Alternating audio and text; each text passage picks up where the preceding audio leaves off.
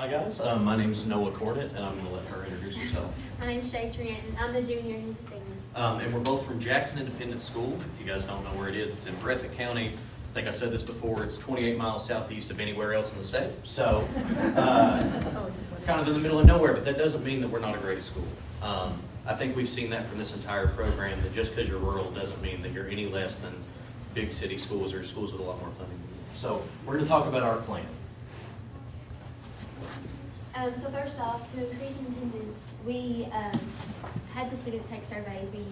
We created the surveys through SurveyMonkey, and we asked them questions such as, what kind of incentives would you like to see if you had a certain kind of attendance? And to start off, we first did a pep rally, and it says, our principal and superintendent hosted an attendance rally that gave the kids an additional push to want to come to school. Both of these men took a pie in the face and then rinsed off the ice bucket water challenge. So that kind of started off the whole attendance rally thing.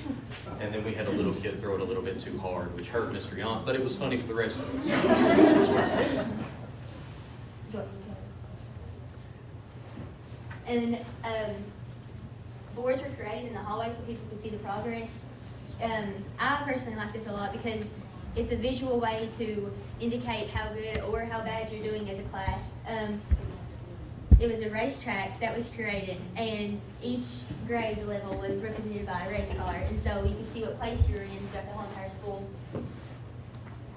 And those were pictures of it. In the high school, we actually had a board set up that was a little more specific. Every day, we would have someone from the office come up and write the percentage that was in each class, freshman through senior, and the teacher's attendance, so we could shame them a little bit too if someone didn't show up. So it's been a way to really keep people on track, and if you kind of go below a certain percentage, you might get talked to a little bit, but it's a really cool way to start that out. And I've already said this before, but the survey was created, and by doing this, we wanted to compare the results by grade level and determine which incentive would be the best for each grade level. And after we've done this, we've actually implemented several different attendance strategies. So we've used drop-a-grade cards, homework passes, and we're currently planning an end-of-the-year trip to either Joseph, Beth, or Lake. So we're actually not sure where that's going to go yet. That's probably where some of our $1,500 is going to be going, depending on what the school board wants to do. So since we've started this, we've actually seen a noticeable increase in attendance. People say they like it a lot more, and we have people not missing for just unreasonable times. So. And as Noah said, these are some of the things we've done. Going out of order. Okay. And this is an example of our surveys. And it actually shows, if you'll notice, that most of these people are saying that they're missing for appointments or doctor's visits. So we're actually working next year on creating a more publicized way for these kids to be able to have a certain day set aside to schedule these appointments. So we're talking about maybe extending fall break another day or another 2 days in an attempt to get people to do some of these orthodontist appointments and some of these doctor's appointments on those days. And part of improving our school culture, we created a student advisory council where we meet with the superintendent. It's a representative from each grade level starting from 7th to 12th. And Noah and I actually make up the agenda for that meeting. And we talk about issues we've had in the school. We brag on different things that we like and just talk to our superintendent on things we can fix. And he brings up our issues and talks about them with the Board of Education. With the Board of Education, yeah, with our... with his site-based meetings. Yeah.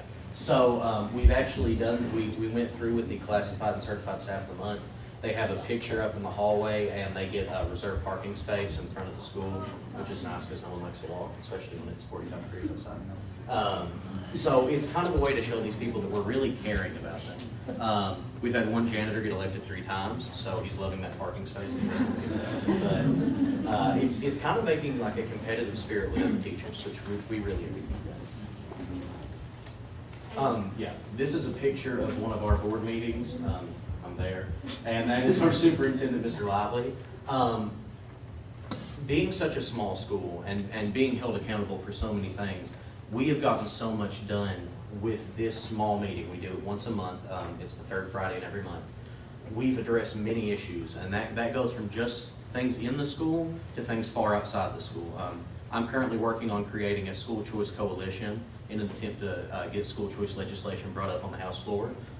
We've been talking, and we have a meeting scheduled with Mitch McConnell and Rand Paul within the next few months that we're going to be doing. So we've been talking about that. Basically, we're just giving these kids a way to talk to their higher ups without having to schedule an appointment. So. Another part that we've done is through the Bring Around program, like Mike County, I think you mentioned, we do link crew. This is where the seniors mentor the freshmen. And this has been really fun. Even though I'm just a junior, they chose 2 juniors to kind of be like the leaders of next year. And so being along with another classmate is a part of this program as well. Then we've had tailgate parties. We've decorated the freshmen's lockers. We went to a haunted house with them. And one of my favorites, we made Valentine's Day cards for residents of the nursing home, and then went and delivered them to the residents living there. And the kids enjoyed it as well as the mentors. And it's just been a great program overall. A lot of these kids that are coming through right now as freshmen, some of them have rough home lives. So having someone who stops by, every couple days and just asks how you're doing is a great way to make these kids notice that they're not just alone in this high school. They have people that care about them, and they have people that they can talk to if they need to. This is, some of the pictures of that.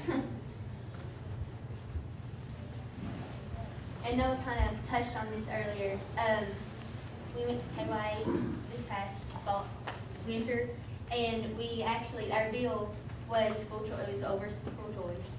And we not only received the best bill presented, but we also got passed by the Senate and the House.